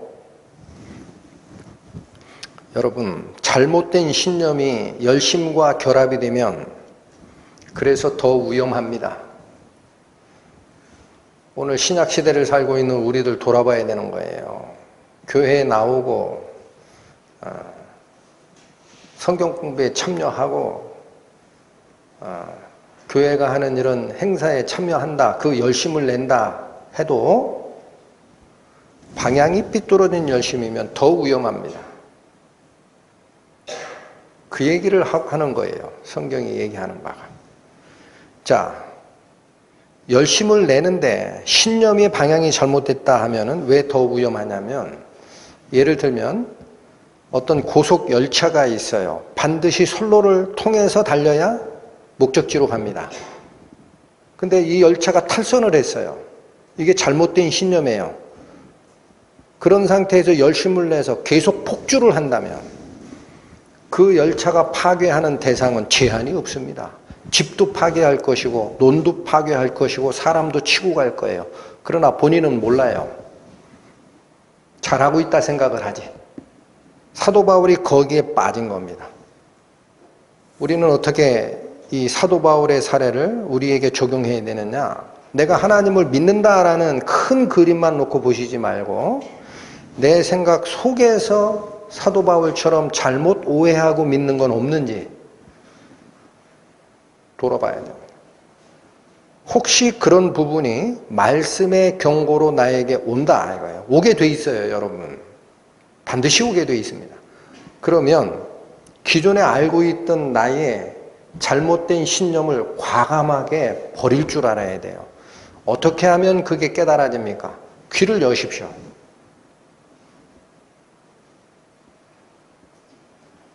마음 가죽을 베고 귀를 막고 있는 것을 열어내는 것이 나의 잘못된 신념을 발견하는 가장 중요한 방법입니다. 다시 사도 바울의 사례로 돌아가서 지금 이 사도 바울의 이 행동은 저는 어떻게 보느냐, 정치력을 가지고 있는 사두개인의 결정만 있었다면 스데반만 죽였을 거예요. 그리고 필요하면은 사도가 됐든 크리스찬 성도가 됐든 하나하나 불러다가 법정에 세우고 재판하고 지지부진 갔을 겁니다. 근데 사두개인의 그 정치력에 바리새인의 잘못된 신념이 결합되니까 아예 행동파가 나온 겁니다. 그게 사울입니다. 이 사울의 잘못된 열심, 탈선 한 줄 모르고 폭주하는 열차, 그 사울을 어찌하리요? 방법이 없습니다. 사람으로는 방법이 없어요. 여러분, 그 사울이 지금 이 시대에 여기 있다라고 하면 거기 가가지고 설득할 수 있어요, 여러분이? 설득이 돼요? 가말리엘 문화생이라니까요. 바리새인 중에 바리새인이라고 표현했어요, 자기를. 언변으로 바울을 이긴 자가 없습니다. 어떻게 설득할 거예요? 너 틀렸다라는 얘기를. 없습니다. 절망이에요, 절망. 이 절망의 순간 그를 구원하는 것은 사람이 아닙니다. 여러분, 사도행전 22장 가보십니다. 신약 227페이지입니다. 사도행전 22장 4절에서 9절까지 사도 바울 본인의 말로 그 당시의 상황을 설명한 문장입니다. 4절부터 보십니다. 내가 이 돌을 핍박하여 사람을 죽이기까지 하고 남녀를 결박하여 옥에 넘겼노니 이에 대제사장과 모든 장로들이 내 증인이라. 또 내가 저희에게서 다메섹 형제들에게 가는 공문을 받아가지고 거기 있는 자들도 결박하여 예루살렘으로 끌어다가 형벌받게 하려고 가더니, 여러분, 유대 땅에 있는 교인들만 핍박한 게 아니라는 거예요. 여기 대제사장들과 장로들로부터 공문을 받았다라고 되어 있죠. 최고법정 의결권이 도장이 찍힌 체포영장 발부받은 겁니다. 어디까지 가요? 이스라엘의 국경을 넘어 저 위로 갔다는 얘기를 들은 거예요. 그러니까 다메섹까지 갑니다. 다메섹. 안디옥하고 예루살렘 중간쯤 되는, 거기도 굉장히 큰 도시예요.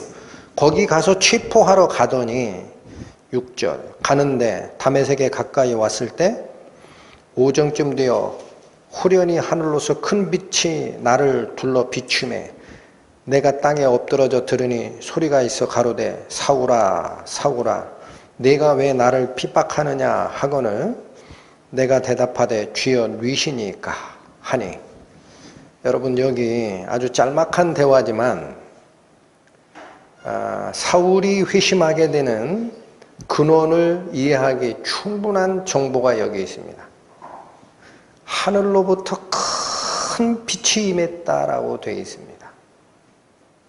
그러면 구약에 능통한 사도 바울, 그 당시 사울이죠, 입장에서 이 빛의 존재를 뭐라고 이해했을까요? 여러분, 지난주 말씀 선포할 때도 말씀드렸습니다. 십계명 돌판, 시내산에서 바다 내려올 때 모세 얼굴이 왜 빛났다고 돼 있어요?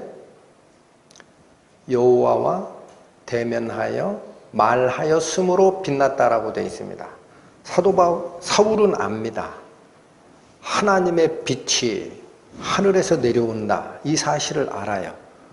그러니까 태양빛보다 더 밝은 빛이 정오라는데 여러분 집중하십시오. 아침이나 저녁 황혼역에 본 게 아니에요. 한낮에 보는 겁니다.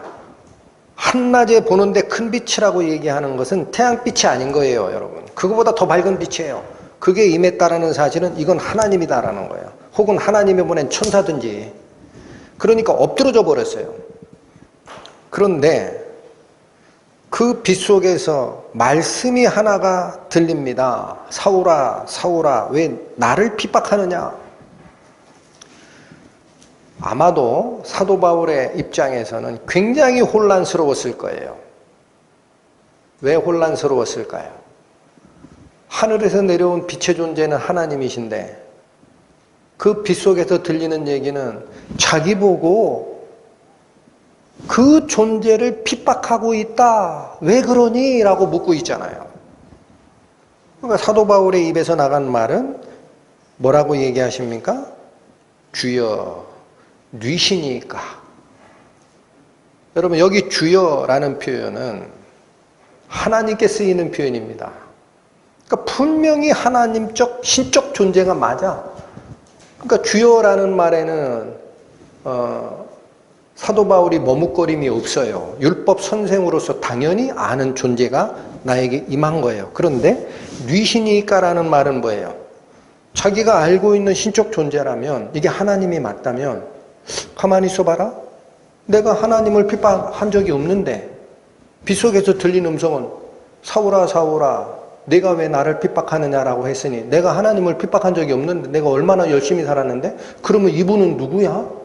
내가 모르는 하나님이야? 네. 이 혼란이 섞여 있는 질문이에요. 주여, 뉘시니까.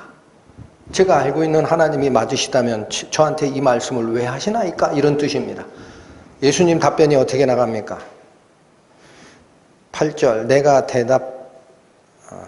여기부터 다시 읽죠. 8절 내가 대답하되 주여 뉘시니까 하니 가라사대 나는 네가 핍박하는 나사렛 예수라. 깜짝 놀라는 겁니다. 사도 바울이 알고 있는 하나님, 빛 되신 하나님은 구약의 하나님 한 분밖에 없어요. 거기다가 내가 하나님의 아들이야 어쩌고 저쩌고 비슷하게 갖다가 이렇게 갖다 들이대려고 하는 자, 신성모독자다. 그게 자기가 가지고 있는 성경의 확신입니다. 그래서 예수가 대제사장한테 내가 하나님의 아들이 맞다 네가 말하였느니라. 내가 나중에 하나님 자리 우편에 앉은 걸 네가 볼 날이 있을 거야 라고 한 것이 신성모독죄였고, 스데반의 입에서 나온 것이 하늘이 열리고 인자가 하나님 우편에 서신 것을 보노라. 그 말이 신성모독에 딱 걸리는 말이었기 때문에 어쩔 수 없이 죽인 거예요. 맞죠?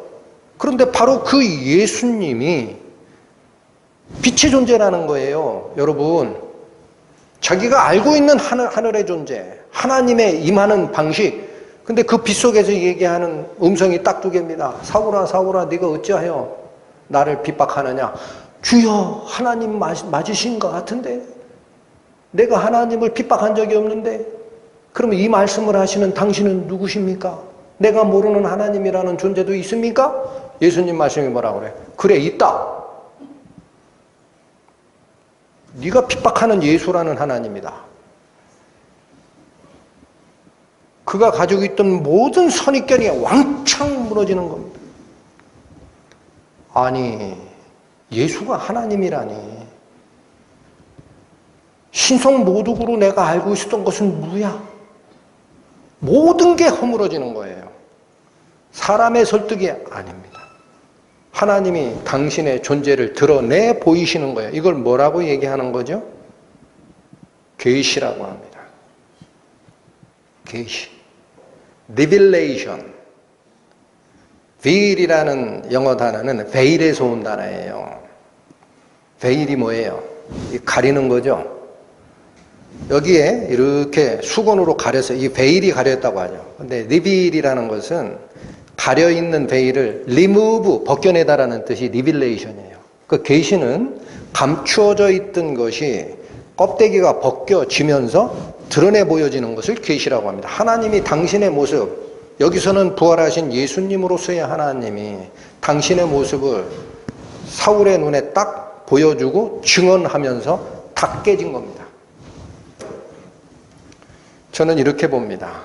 자기 신념에 확실했던 사울, 열심을 냈던 사울, 손에 피를 묻혀가면서 저거는 죽여야 마땅하다 라는 잘못된 열심을 냈던 이 사도 바울의 그 그릇된 신념의 단초를, 실마리를 어디서 찾을까?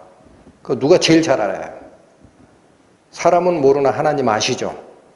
필요 없다. 걔가 알고 있는 신의 현현 방식으로 내가 가서 얘기하면 돼.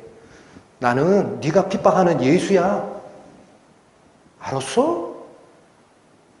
끝나는 겁니다.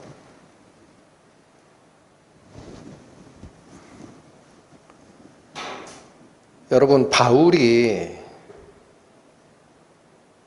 은혜를 받았다고 생각을 하시잖아요. 왜냐하면 복잡한 과정 필요 없이 하나님이 직권적으로 딱 나타나셔가지고 거부할 수 없는 권능으로 당신을 드러내 보이니까 믿고 말고가 없죠. 그래서 이 사도 바울을 선택하는 과정을 어떤 분들은 핀셋으로 찝듯이 바울을 끄집어내셨다라고 합니다. 그런 사도 바울이 경험한 하나님, 그리스도, 부활하신 하나님 만나고 싶으시죠? 하나 방법이 있습니다. 자기 생각에 갇혀 있지 말고 말씀에 복종하시면 됩니다. 사도 바울이 가지고 있던 생각도 말씀이었어요. 근데 잘못된 말씀이에요. 하나를 모르고 있는 거야. 근데 이 빗속에서 들리는 이 음성에 내가 잘못 알고 있었구나 하고 깨우치듯이 말씀에만 복종을 하시면 반드시 내가 풀지 못하는 매듭이 무엇이구나 라는 것을 알게 됩니다. 지적하는 말씀이 다가오면 빛의 존재 밑에 무릎을 딱 꿇었던 바울처럼 무릎을 꿇으셔야 됩니다. 세상을 향하는 마음을 버리라 이런 말씀이 나한테 오잖아요. 그러면 재지 마세요. 무게 재고 길이 재고 이게 좋은 건지 저게 좋은 건지 재지 마시고 예 하나님, 하나님보다 이거를 쫓아가는 것은 속되고 더럽습니다 하고 버리시면 됩니다. 그러면 살인자, 대적자, 사울을 예수님께서 용서하시고 자기 팔에 품으셨듯이 그 사람의 영혼을 하나님은 반드시 품어줍니다. 그게 하나님이 은혜입니다.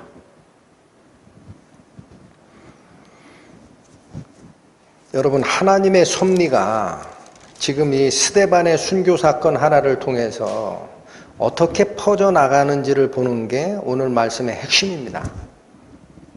우리는 스데반이 성령이 충만하고 믿음이 충만하고 은혜가 충만하고 권능이 충만하여 지혜로 어떤 자의 반발도 다 부실 수 있는 설교 능력이 있었던 자지만 왜 그렇게 짧게 죽어야 되느냐라는 사람의 시각으로 보는 의문점이 이제는 풀려나는 거예요. 스데반의 죽음은 하나의 시가 되는 겁니다. 한 알의 씨가 땅에 떨어져 죽지 아니하면 한 알 그대로 있거니와 죽으면 많은 열매를 맺나니 누가 사용하시는 겁니까? 하나님께서 쓰십니다. 그의 죽음을 통해서 하나님께서는 복음의 전파에 촉매제로 사용하시고 또 사도 바울을 회심시키는 역할을 하시고 또 하나는 하나님 보좌 우편에 서신 예수님을 증거함으로써 그 당시 스데반의 종교재판석에 섰던 대제사장이 예수님 죽인 대제사장 가야바예요. 그자가 쓴다니까. 예수님이 증언했던 거 있잖아요. 내가 너로, 자, 대제사장이 가야바가 이렇게 얘기했습니다. 내가 너로 하나님께 맹세케 하노니 나에게 말하라. 네가 하나님의 아들 예수 그리스도가 맞느냐? 예수님 뭐라 그랬어요? 네가 말하였느니라. 인자가 하나님의 보좌 우편에 앉은 것과 구름을 타고 오는 것을 네가 볼 날이 있을 거야. 얘기했죠. 가야바에게. 그거 누가 보여주는 거예요? 여러분. 스데반의 마지막 증언에서 하늘이 열리고 인자가 하나님 우편에 서신 것을 보노라. 가야바 들어. 네 눈에는 거룩해서 못 보여주겠다. 내 눈을 대신 통해 보여주니까 들어라. 예수님 잡아 죽일 때 예수님이 증언한 거 내가 대신 얘기할게. 마지막 증언이, 그 증언은 스데반의 증언이 아닙니다, 여러분. 하늘을 열어 보여주는 이유가 뭡니까? 하늘에서 예수님이 가야바에게 얘기하는 거예요. 보고 있냐? 이게 증언이라는 거예요. 여러분, 저는 스데반이 마지막에 죽던 모습이 이 말씀을 상고하다가 새로웠어요. 한번 잠깐 가보십니다. 7장 59절 60절. 저희가 돌로 스데반을 치니 스데반이 부르짖어 가로되 주 예수여 내 영혼을 받으시옵소서 하고 무릎을 꿇고 크게 불러 가로되 주여 이 죄를 저들에게 돌리지 마옵소서 이 말을 하고 자니라. 여러분, 이 두 가지 음성, 내 영혼을 받으시옵소서라는 말과 이 죄를 저들에게 돌리지 마옵소서라는 스데반의 입을 통해 선포된 이 말씀은 예수님께서 십자가에 돌아가실 때 했던 말씀이다. 말씀을 드렸죠. 이 말은 저는 이렇게 봤습니다. 하늘이 열리고 그리스도께서 서서 팔을 벌리고 있는 것은요, 이제부터는 내가 내 입을 통해 말하마라는 뜻입니다. 예수님께서 죄인을 용서하시고자 하는 그 뜻을 그대로 스데반의 입을 통해서 얘기하고, 여러분 여기 굉장히 간과하기 쉬운데 이 말을 하고 스데반이 죽으니라 라고 되어 있지 않습니다. 뭐라고 되어 있습니까? 자니라. 여러분, 주의 깊게 성경을 보시면 이 말을 하고 자니라 라는 이 문장 뒤에 어느 문장이 연결된다 라는 것을 알게 되느냐? 제가 잠깐 찾으셨던 22장 다시 가보십시오. 사도행전 22장 7절에 보면 사도 바울이 부활하신 예수님을 만나는 장면에 대한 설명입니다. 22장 7절. 내가 땅에 엎드려서 들으니, 여러분 잘 보십시오. 스데반이 죽을 때 이 죄를 저들에게 돌리지 마옵소서 이 말을 하고 자니라. 중간 생략하시고 사울이 부활하신 예수님을 보는 장면으로 직접 갑니다. 내가 땅에 엎드러져 들으니, 땅에 엎드러진 상태가 엎어진 거죠. 그게 찬 거예요. 스데반의 마지막 죽음에서 이 말을 하고 자니라. 그 말씀이 사도 바울이 땅에 엎드러져 들으니 라는 문장하고 연결되는 모습이 보여야 됩니다. 그 중간을 예수님이 끌고 가시는 거예요. 스데반의 입에서 이 죄를 저들에게 돌리지 마옵소서라는 그 기도는 예수님의 기도였습니다. 그 기도를 스데반을 통해서 하는 이유가 뭐냐? 스데반아, 너는 영광스럽게 내 곁으로 오늘 오게 돼. 너는 이 말하고 이제 자는 거야. 내가 이 말을 사울에게 전할 거야. 걔가 들을 거야. 그러니까 그 사울은 신약 성경의 3분의 1을 써내고 이방 선교의 모든 일을 짊어지는 하나님의 스데반이 된 겁니다. 여러분, 하나님의 뜻이 바뀝니까? 핍박이 온다고 해서 하나님의 뜻이 제한을 받습니까? 그건 인간적인 시각에서 그렇게 보는 거예요. 아까운 스데반 죽은 게 아닙니다. 그는 죽지 않았습니다. 사울 속에서 역사하는 거예요. 이제는 바톤이 터치가 된 겁니다. 앞서 달리던 괴주 주자가 스데반이라면 바톤을 넘겨준 자가 누구예요? 사도 바울입니다. 복음은 그렇게 연결이 되는 겁니다. 여러분, 스데반의 기도가 사울을 회심시켰듯이, 아니, 말을 바꾸겠습니다. 회심시킬 수 없는 사울에게 그리스도의 은혜가 가도록 하였듯이 여러분 가족 중에 구원받지 못한 사람이 있습니까? 하나님이 알아서 하시겠지. 그렇게 잊지 마시고 스데반처럼 그 구원의 은혜가 나의 가족들에게 가도록 기도하셔야 됩니다. 아침에 기도하시면 되잖아요. 저녁에도 기도하시고 내일도 하시고 모레도 하시고. 스데반의 이 죽음을 통해 또한 우리가 생각해야 되는 게 뭐냐. 오래 살려고 기도하지 마세요. 짧게 살고 죽느냐 오래 살고 죽느냐는 누구 뜻에 달려 있어요? 예수님 손에 생명의 끈을 예수님께서 그 손으로 잡고 계세요. 오래 살려두느냐 금방 죽게 하느냐는 예수님 손에 달린 겁니다. 누가 그 죽음이 가장 영화로운지를 결정합니까? 예수님입니다. 여기 그릇이 있어요. 그릇이 밥그릇으로 쓰이는 게 맞는지 국그릇으로 쓰이는 게 맞는지 혹 그렇지 않으면 저 요광통으로 쓰여야 되는지 맞는지 누가 제일 잘합니까? 그릇을 만든 자가 제일 잘하는 거예요. 토기장애가. 그분이 예수 그리스도십니다.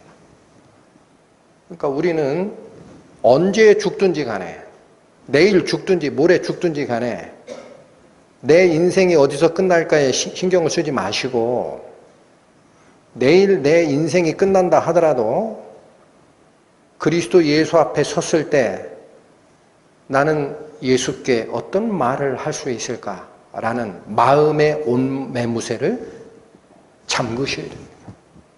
그렇게 살아가는 거예요. 그게 그리스도인이에요. 스데반의 순교를 통해 우리가 배우는 겁니다. 기도하시겠습니다. 하나님 감사합니다. 하나님께서 스데반을 통해 당신의 증언을 완성하시고 또 그의 죽음을 통하여 완고한 사울을 회심케 하시고 또한 그로 인한 핍박을 촉매제로 하여 예수님께서 부탁하신 예루살렘과 온 유대와 사마리아와 땅끝까지 이르러 내 증인이 되리라 하신 복음의 확산이 이루어짐을 봅니다. 이 시대를 살고 있는 저희들도 저희 마음속에 잘못된 신념이나 얼마 남지 않은 육체적 생명에 연연하는 삶에서 눈을 돌려 예수님의 거룩하심, 그 은혜를 바라는 자 될 수 있도록 이끌어 주옵소서. 예수님의 이름으로 기도 올립니다. 아멘.